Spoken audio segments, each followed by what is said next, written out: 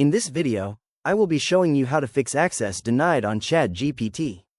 Let's get started. First, I click on my profile icon in the bottom left corner and select Log Out. I confirm by clicking Log Out on the pop-up. Once logged out, a Google sign-in window appears. I click Continue as sample to log back in. If the problem persists, I will check my browser extensions. I click the three dots in the top right corner of Chrome, hover over Extensions, and select Manage Extensions. Here, I can see all my installed extensions, such as VPNs or ad blockers, which might be causing the access issue. I can toggle them off to see if it fixes the problem. Next, I clear the site data for ChatGPT. I click the padlock icon next to the URL, select Cookies and Site Data, then click Manage on Device Site Data.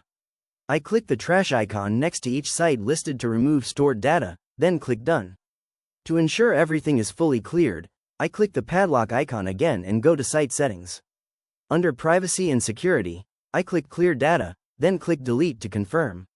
After clearing the data, I can try opening ChatGPT in an incognito window. I click the three dots in the top right corner and choose New Incognito Window. I type chatgpt.com in the address bar and press Enter. Once the page loads, I click Log In. I select Continue with Google and type in my email address, then click Next. I enter my password and click Next again.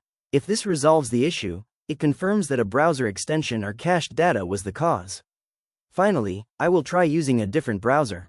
I open the Start menu, type in Microsoft Edge, and click to open it.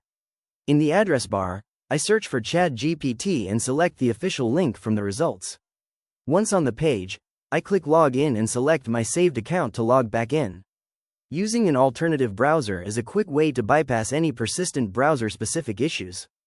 If you found this walkthrough helpful, please consider liking the video and subscribing for more quick tips and tutorials.